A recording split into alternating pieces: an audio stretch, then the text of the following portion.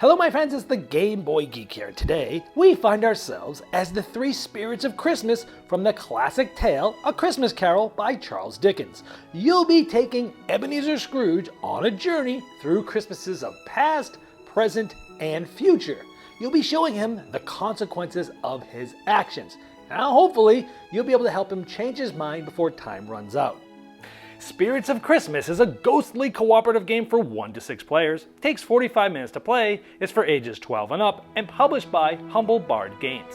Now it's on Kickstarter right now, so I'm going to show you how it works, and I'll see you on the other side.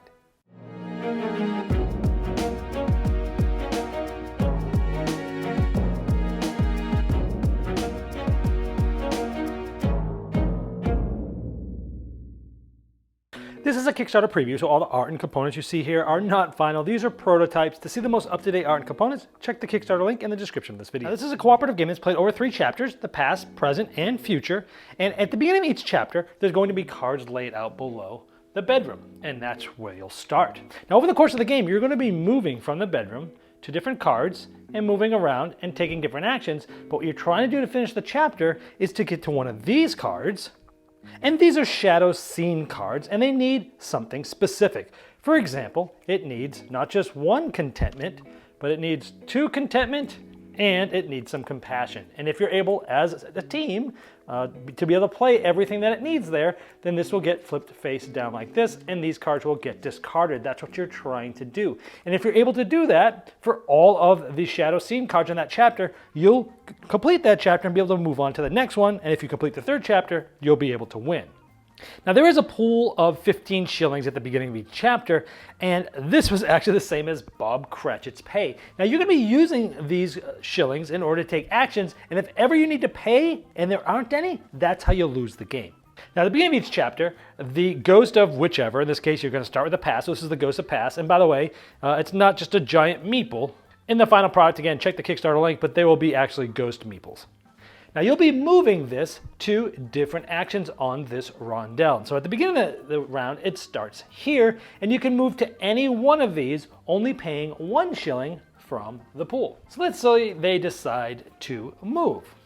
Now each player has spirit cards, a different amount depending on the amount of players, but to move you will discard one of these and it'll have a number at the top, 1, 2, or 3. So you discard that and you move exactly that many. At the beginning you start in the bedroom, which are adjacent to both of these cards, so they'll move 1. If someone else moves them later, like 2 or 3, they have to move them 2 or 3 exactly in either direction. You can't double back.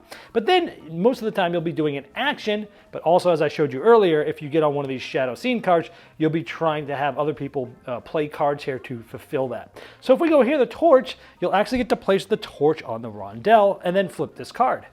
Now normally you'd put a cool looking torch here. I just have a little prototype disc here, but it's going to look cool with a torch. Now what this allows you to do is normally when it's the next player's turn, they're going to move the spirit to somewhere on this rondelle. They can move it in any direction, but each spot that they move costs them 1 shilling from the pot, from the pool. And remember, if you run out and you need to spend 1, you've lost the game. So if they wanted to give, they would move the spirit this way and spend 1 shilling from the pool. Conversely, if they just wanted to go this way from move, same thing, they would pay 1. If they wanted to go play cards, then they'd have to spend 2 from our pool because it took them 2 spots to get there. And if they want to do the same action, they have to go all the way around again, spending 4 shillings. You don't really want to do that. However, this torch, before or after your main action, you can spend it to do any of these actions and you don't move this. So you could spend this before to move again and then do your normal move like normal. So we already talked about what move does. Again, you're discarding a card and moving it in either direction, the amount of spots on that card. If you're on one of those shadow scene cards, you're going to want to play cards if you have the right cards for them.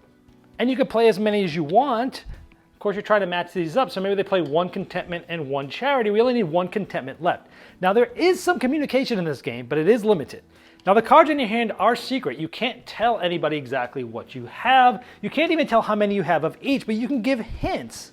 For example, you could say, I have a lot of compassion, or a little charity, or some contentment. And so you're trying to figure out who has the right cards to play on which shadow scenes, because one of the actions is give. Now when someone goes here, they can appoint any one player to give as many cards as they want to any one other player. And it doesn't even have to be the player that went here. And so you're trying to talk and see who might have the right cards and then get the right cards to the right people and then go to the right spot and have them play those cards. But you don't just draw cards on after you're done playing. You're gonna have to end up moving to an action to be able to draw 3 cards, and you have a hand limit of 7. So you'll be doing some hand management, giving cards to one another, moving around, and trying to get this and fulfill these scenes. Again, when you do this, you'll be able to put this face down, discard these cards, and again, you're trying to get all of those scenes done in that chapter to move on to the next chapter. Now there's some other cards. If you move to this, you get to add a shilling from the discard pile into your pool, which is going to give you some more life in the game, and you're going to get to draw a spirit card into your hand, and then this would be flipped down. And other times you might be gaining 2 shillings from the discard pile into the pool, and then flipping this one down. And again, you're trying to finish all of these shadow scenes in order to go to the next chapter. Now remember, if you run out of shillings and you need to take one, the game's over. But there are 3 of these chain tokens. Now, you can discard one of these to add 5 shillings more to the pot from the discard pile, but you only have 3 of those per game. You're gonna try to find the right time to use those. Now, if you do finish a chapter, you'll be getting some points for scoring. For example, for each shilling remaining, you'll get a point. So right there we had 4 remaining, so we would actually get 4 points, 2 and 2, for example. Each money card visited, we would gain a point, and those are the ones that we did, that I showed you that you flipped over, did anything with the money, we'd get a point, and you'd gain 3 points for if the torch was still there. And so those are points you're gonna be gathering throughout the different chapters, because at the end, if you get past the 3rd chapter, you'll see how well you did. Then you'd set up the 2nd chapter, the Christmas present, and you would go through the same types of things. You'd reset up your shilling pool back to 15. There'll be new things about the story, like the Christmas Goose, Nephew Fred, Toast the Old Miser, Ghost of Christmas Present, Splendid Party Games, Tiny Tim, you need 3 compassion to get that shadow scene done, Ignorance and Poverty, of course, the Torch of Plenty. And if you finish this one, you'll go to the 3rd chapter. And these will give you different parts of the story, like No One to Mourn, Terrible Grief, Veil of Death, Thank You Very Much, Dividing the Spoils, Day of Judgment, Ghost of Christmas Future, and of course the Torch of Plenty. If you make it past the final chapter, you'll get a certain amount of points depending on how many chains you didn't use. So if you didn't use 2 of them, you'll get 6 points. Plus you'll get the points from all the chapters from 1 to 3, and then you'll look at the rules and see what your final score is. And here you can see you'll get anything from miserly to Father Christmas. Now there's also ways to make the game easier. If you want to play very easy, or normal mode, you can get a gift from Marley's Ghost. And you can either select one of these or do it randomly, and this will make it a little easier, give you some certain things, like if this one, the Generous Spirit, you keep that card face up, and anytime during the chapter, you can just add a shilling and then remove the card from the game. Or some of them happen all the time, like at the start of each chapter after drawing your starting hand of spirit cards. You get to draw 3 additional spirit cards and divide them amongst the group. And by the way, there is a solitaire variant as well, so this is just a way to make the game a little bit easier. Well, there you have the spirits of Christmas, and as I showed in the overview, you'll be using limited communication, a rondel to select actions, and card play to cooperatively get through all 3 chapters to win.